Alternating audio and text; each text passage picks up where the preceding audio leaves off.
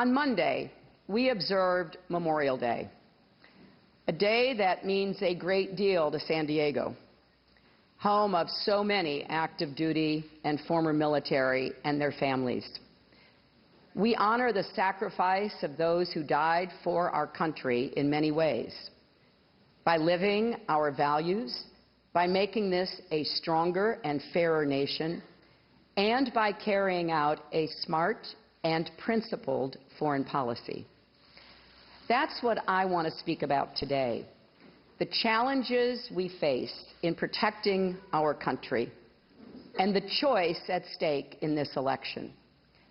It's a choice between a fearful America that's less secure and less engaged with the world, and a strong, confident America that leads to keep our country safe and our economy growing.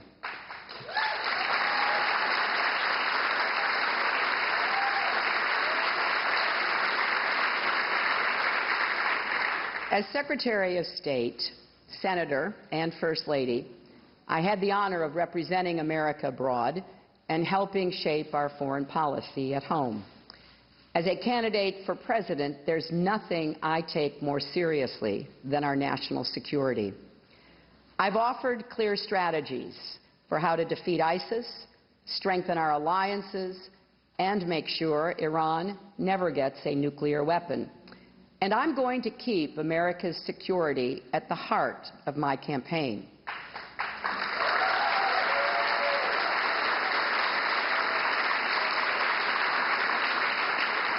Because, as you know so well, Americans aren't just electing a president in November. We're choosing our next commander-in-chief, the person we count on to decide questions of war and peace, life and death. And like many across our country and around the world, I believe the person the Republicans have nominated for president cannot do the job.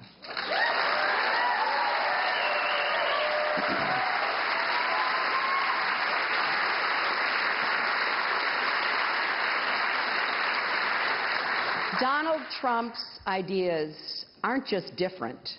They are dangerously incoherent. They're not even really ideas, just a series of bizarre rants, personal feuds, and outright lies.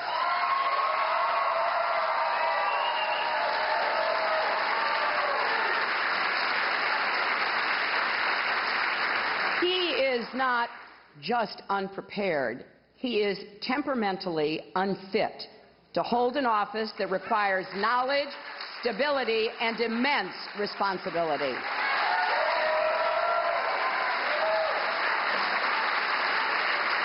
This is not someone who should ever have the nuclear codes, because it's not hard to imagine Donald Trump leading us into a war just because somebody got under his very thin skin.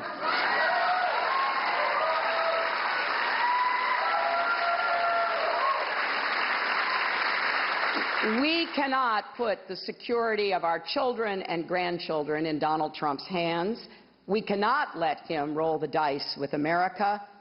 This is a man who said that more countries should have nuclear weapons, including Saudi Arabia.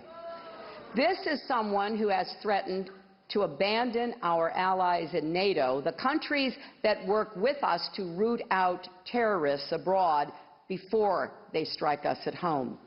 He believes we can treat the U.S. economy like one of his casinos and default on our debts to the rest of the world, which would cause an economic catastrophe far worse than anything we experienced in 2008.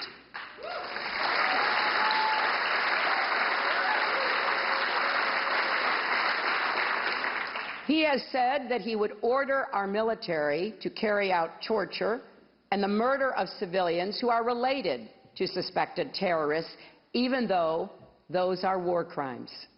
He says he doesn't have to listen to our generals or admirals, our ambassadors and other high officials, because he has, quote, a very good brain.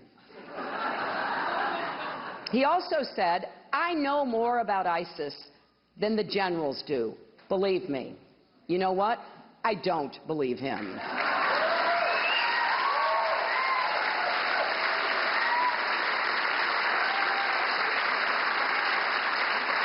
He says climate change is a hoax invented by the Chinese. And he has the gall to say that prisoners of war like John McCain aren't heroes. Exactly. He praises dictators like Vladimir Putin and picks fights with our friends, including the British Prime Minister, the Mayor of London, the German Chancellor, the President of Mexico, and the Pope.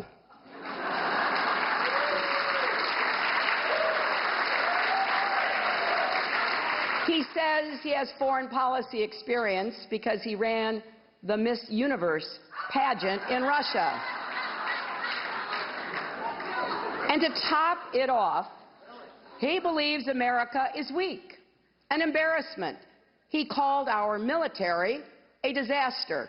He said we are, and I quote, a third world country.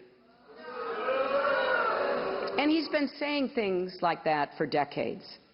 Those are the words, my friends, of someone who doesn't understand America or the world. And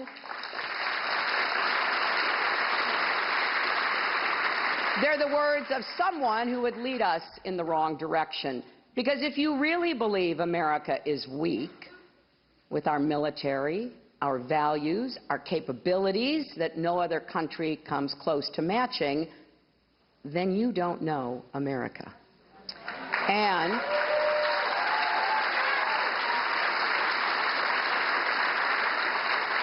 you certainly don't deserve to lead it. That's why, even if I weren't in this race, I'd be doing everything I could to make sure Donald Trump never becomes president, because I believe he will take our country down a truly dangerous path. Unlike him, I have some experience with the tough calls and the hard work of statecraft. I wrestled with the Chinese over a climate deal in Copenhagen, brokered a ceasefire between Israel and Hamas, negotiated the reduction of nuclear weapons with Russia, twisted arms to bring the world together in global sanctions against Iran, and stood up for the rights of women, religious minorities, and LGBT people around the world.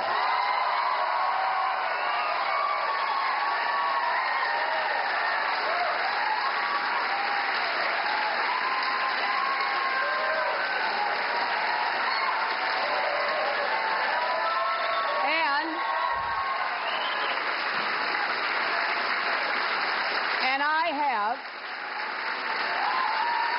have sat in the Situation Room and advised the President on some of the toughest choices he faced. So I'm not new to this work, and I'm proud to run on my record, because I think the choice before the American people in this election is clear. I believe in strong alliances, clarity in dealing with our rivals, and a rock-solid commitment to the values that have always made America great. And I believe with all my heart that America is an exceptional country, that we're still, in Lincoln's words, the last best hope of Earth. We are not a country that cowers behind walls. We lead with purpose, and we prevail. And if America doesn't lead, we leave a vacuum. And that will either cause chaos, or other countries will rush in to fill the void. Then they'll be the ones making the decisions about your lives and jobs and safety. And trust me, the choices they make will not be to our benefit. That is not an outcome we can live with. As I see it, there are some important things our next president must do to secure American leadership and keep us safe and our economy growing in the years ahead. These are all areas in which Donald Trump and I profoundly disagree, and they are all critical to our future. First, we need to be strong at home. That means investing in our infrastructure, education, and innovation, the fundamentals of a strong economy. We need to reduce income inequality, because our country can't lead effectively when so many are struggling to provide the basics for their families. And we need to break down the barriers that hold Americans back, including barriers of bigotry and discrimination.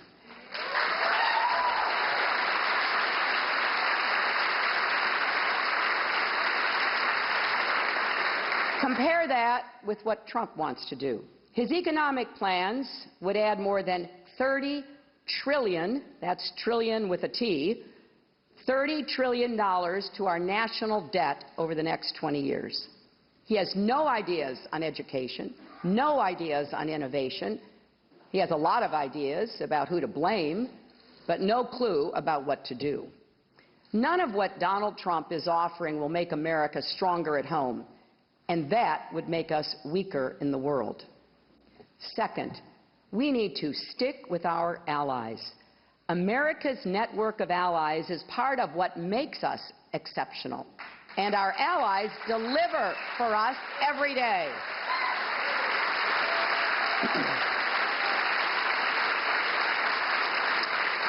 Our armed forces fight terrorists together.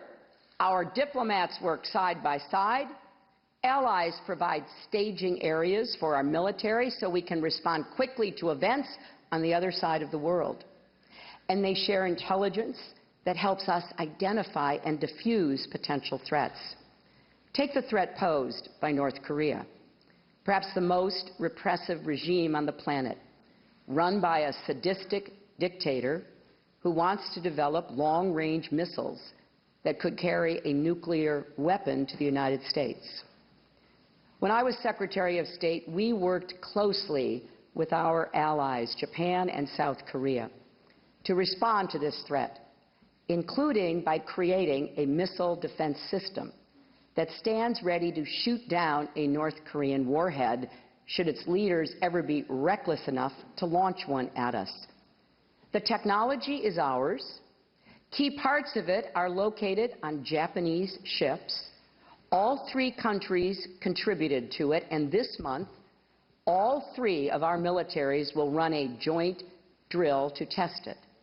That's the power of allies.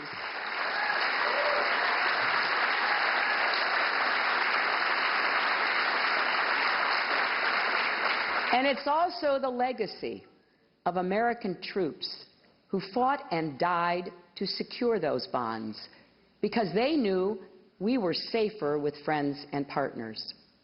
Now, Moscow and Beijing are deeply envious of our alliances around the world because they have nothing to match them. They'd love for us to elect a president who would jeopardize that source of strength.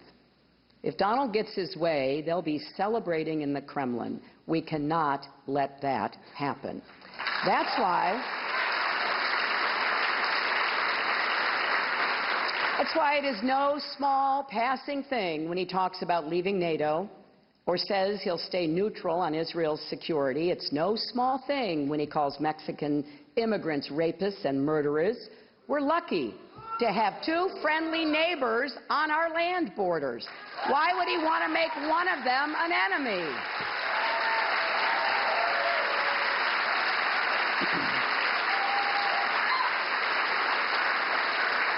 And it's no small thing when he suggests that America should withdraw our military support for Japan, encourage them to get nuclear weapons. And he said this about a war between Japan and North Korea, and I quote, "If they do, they do. Good luck. Enjoy yourself, folks." I wonder if he even realizes he's talking about nuclear war. Yes, our friends need to contribute their fair share. I made that point long before Donald Trump came onto the scene, and a number of them have increased their defense spending. The real debate here is whether we keep those alliances strong or cut them off. What he says would weaken our country. Third, we need to embrace all the tools of American power, especially diplomacy and development, to be on the front lines solving problems before they threaten us at home. Diplomacy is often the only way to avoid a conflict that could end up exacting a much greater cost. It takes patience, persistence, and an eye on the long game, but it's worth it. Take the nuclear agreement with Iran. When President Obama took office, Iran was racing toward a nuclear bomb. Some called for military action, but that could have ignited a broader war that could have mired our troops in another Middle Eastern conflict. President Obama chose a different path, and I got to work leading the effort to impose crippling sanctions. We brought Iran to the table, we began talks, and eventually we reached an agreement that should block every path for Iran to get a nuclear weapon.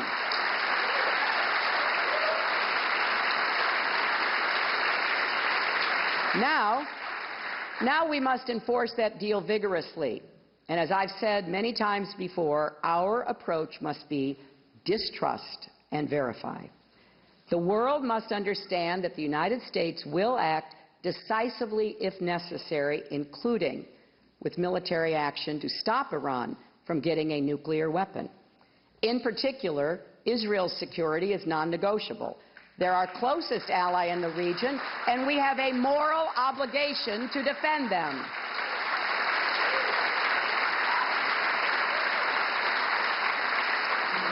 But there is no question that the world and the United States, we are safer now than we were before this agreement.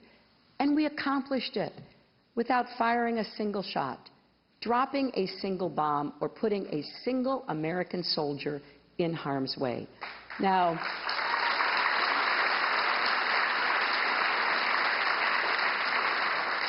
Donald Trump says we shouldn't have done the deal.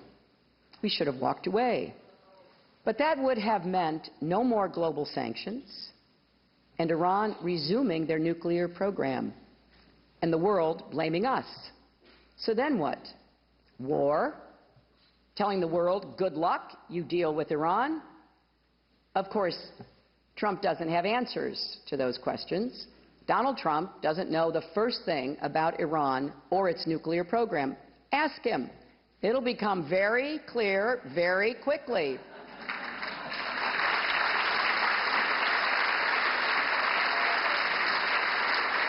You know, there's no risk of people losing their lives if you blow up a golf course deal.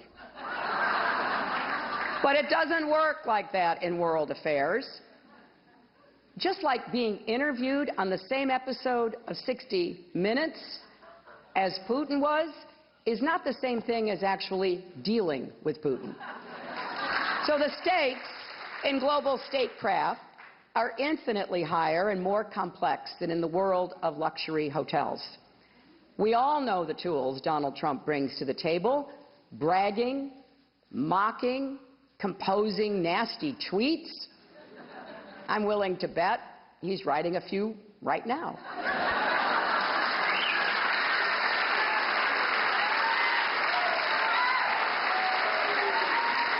But those tools won't do the trick. Rather than solving global crises, he would create new ones. He has no sense of what it takes to deal with multiple countries with competing interests and reaching a solution that everyone can get behind. In fact, he is downright contemptuous of that work. And that means he's much more likely to end up leading us into conflict. Fourth, we need to be firm but wise with our rivals. Countries like Russia and China often work against us. Beijing dumps cheap steel in our markets. That hurts American workers. Moscow has taken aggressive military action in Ukraine, right on NATO's doorstep. Now, I've gone toe-to-toe with Russia and China and many other different leaders around the world. So I know we have to be able to both stand our ground when we must and find common ground when we can. That's how I could work with Russia to conclude the New START treaty to reduce nuclear stockpiles, and with China to increase pressure on North Korea. It's how our diplomats negotiated the landmark agreement on climate change, which Trump now wants to rip up.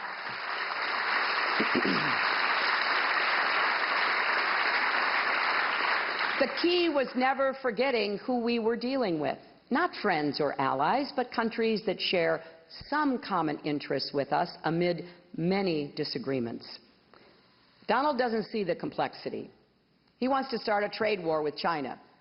And I understand a lot of Americans have concerns about our trade agreements. I do too. But a trade war is something very different. We went down that road in the 1930s. It made the Great Depression longer and more painful. Combine that with his comments about defaulting on our debt, and it's not hard to see how a Trump presidency could lead to a global economic crisis. And I have to say, I don't understand Donald's bizarre fascination with dictators and strongmen who have no love for America.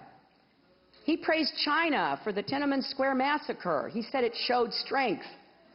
He said you've got to give Kim Jong-un credit for taking over North Korea, something he did by murdering everyone he saw as a threat, including his own uncle, which Donald described gleefully like he was recapping an action movie. And he said if he were grading Vladimir Putin as a leader, he'd give him an A. Now, I will leave it to the psychiatrist to explain his affection for tyrants.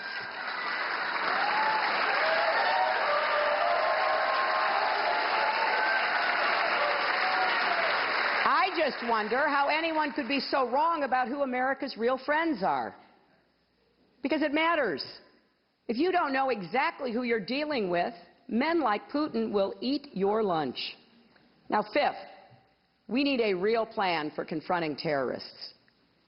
As we saw 6 months ago in San Bernardino, the threat is real and urgent. Over the past year, I've laid out my plans for defeating ISIS. We need to take out their strongholds in Iraq and Syria by intensifying the air campaign and stepping up our support for Arab and Kurdish forces on the ground. We need to keep pursuing diplomacy to end Syria's civil war and close Iraq's sectarian divide, because those conflicts are keeping ISIS alive. We need to lash up with our allies and ensure our intelligence services are working hand in hand to dismantle the global network that supplies money, arms, propaganda, and fighters to the terrorists. And we need to win the battle in cyberspace.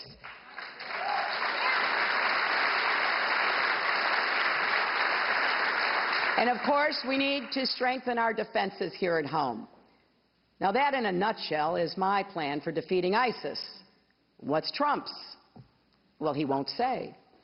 He's literally keeping it a secret. The secret, of course, is he has no idea what he'd do to stop ISIS. Just look at the few things he's actually said on the subject. He actually said, and I quote, "Maybe Syria should be a free zone for ISIS." Oh, okay. Let a terrorist group have control of a major country in the Middle East. Then he said we should send tens of thousands of American ground troops to the Middle East to fight ISIS. He also refused to rule out nuclear weapons against ISIS, which would mean mass civilian casualties. It's clear he doesn't have a clue what he's talking about, so we can't be certain which of these things he would do. But we can be certain that he's capable of doing any or all of them.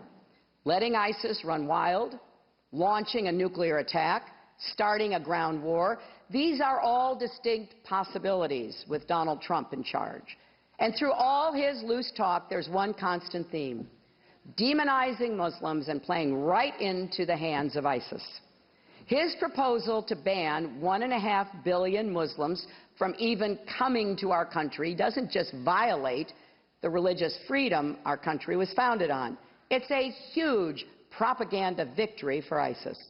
And it alienates the very countries we need to help us win in this fight. A Trump presidency would embolden ISIS.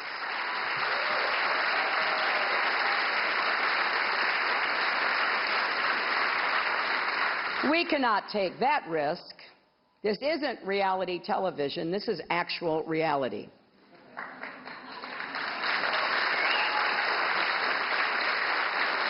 And defeating global terrorist networks and protecting the homeland takes more than empty talk and a handful of slogans. It takes a real plan, real experience, and real leadership. Donald Trump lacks all three. And one more thing. A president has a sacred responsibility to send our troops into battle only if we absolutely must, and only with a clear and well-thought-out strategy. Our troops give their all. They deserve a commander-in-chief who knows that.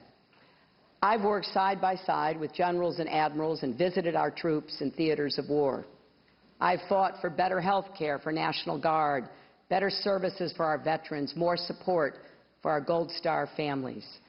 We cannot put the lives of our young men and women in uniform in Donald Trump's hands. Now, sixth, we need to stay true to our values.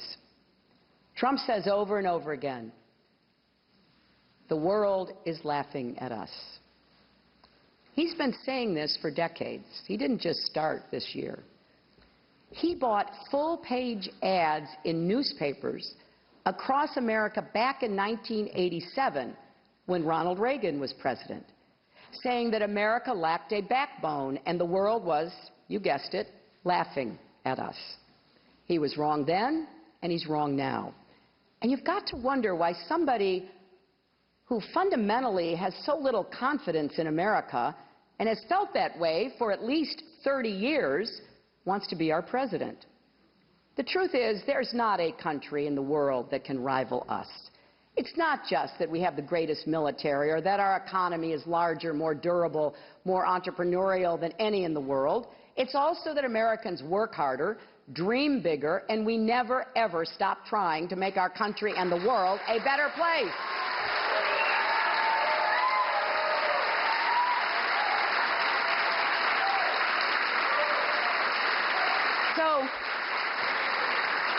So it really matters that Donald Trump says things that go against our deepest held values.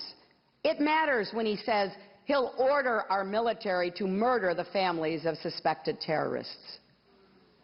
During the raid to kill bin Laden, when every second counted, our SEALs took the time to move the women and children in the compound to safety. Donald Trump may not get it, but that's what honor looks like.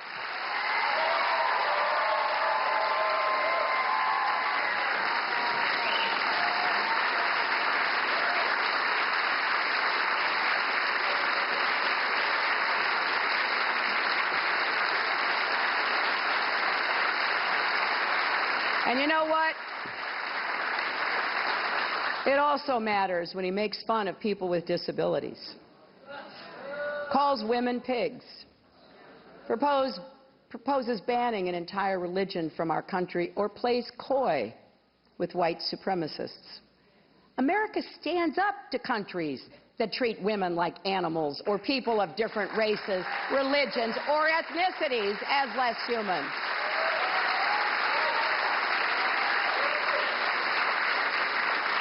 What happens to the moral example we set for the world and for our own children if our president engages in bigotry?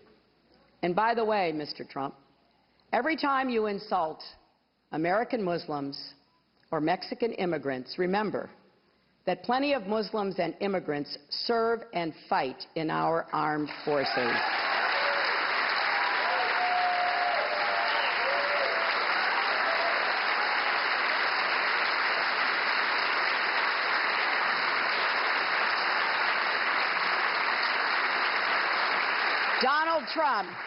Donald Trump could learn something from them. And that brings me to the final point I want to make today. The temperament it takes to be commander-in-chief. Every president faces hard choices every day, with imperfect information and conflicting imperatives. That's the job. A revolution threatens to topple a government in a key region. An adversary reaches out for the first time in years. What do? Making the right call takes a cool head and respect for the facts. It takes a willingness to listen to other people's points of view with a truly open mind. It also takes humility, knowing you don't know everything, because if you're convinced you're always right, you'll never ask yourself the hard questions. I remember being in the Situation Room with President Obama, debating the potential bin Laden operation. The president's advisors were divided. The intelligence was compelling but far from definitive, and the risks of failure were daunting.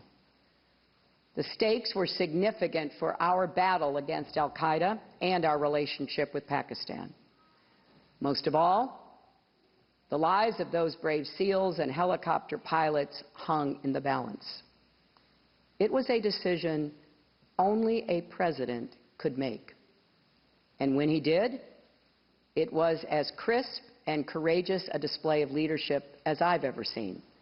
Now imagine Donald Trump sitting in the Situation Room, making life or death decisions on behalf of the United States. Imagine him deciding whether to send your spouses or children into battle.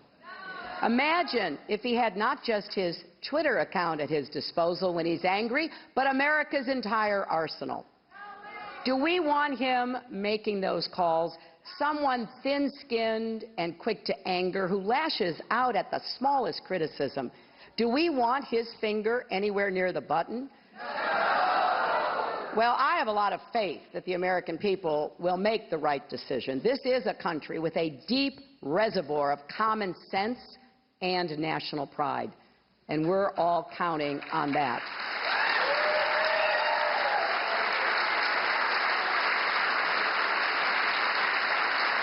Because making Donald Trump our commander-in-chief would be a historic mistake, and it would undo so much of the work that Republicans and Democrats alike have done over many decades to make America stronger and more secure.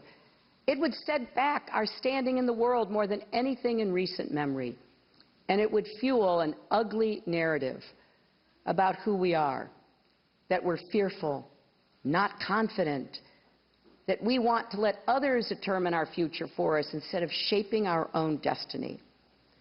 That's not the America I know and love.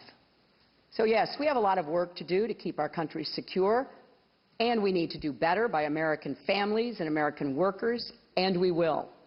But don't let anyone tell you that America isn't great. Donald Trump's got America all wrong. We are a big-hearted, fair-minded country. There is no challenge we can't meet, no goal we can't achieve when we each do our part and come together as one nation. Every lesson from our history teaches us that we are stronger together. We remember that every Memorial Day. And this election is a choice between two very different visions of America. One that's angry, afraid, and based on the idea that America is fundamentally weak and in decline. The other is hopeful, generous, and confident in the knowledge that America is great, just like we always have been. So, let's resolve that we can be greater still. That is what I believe in my heart. I went to 112 countries as your Secretary of State, and I never lost my sense of pride and wonder at seeing that blue and white plane lit up on some far-off runway with the United States of America emblazoned on the side. That plane, those words, our country, represents something special, not just to us, but the world. It represents freedom, hope, and opportunity. I love this country, and I know you do too. It's been an honor and a privilege to serve America, and I'm going to do everything I can to protect our nation and make sure we never lose sight of how strong we really are. Thank you all very much.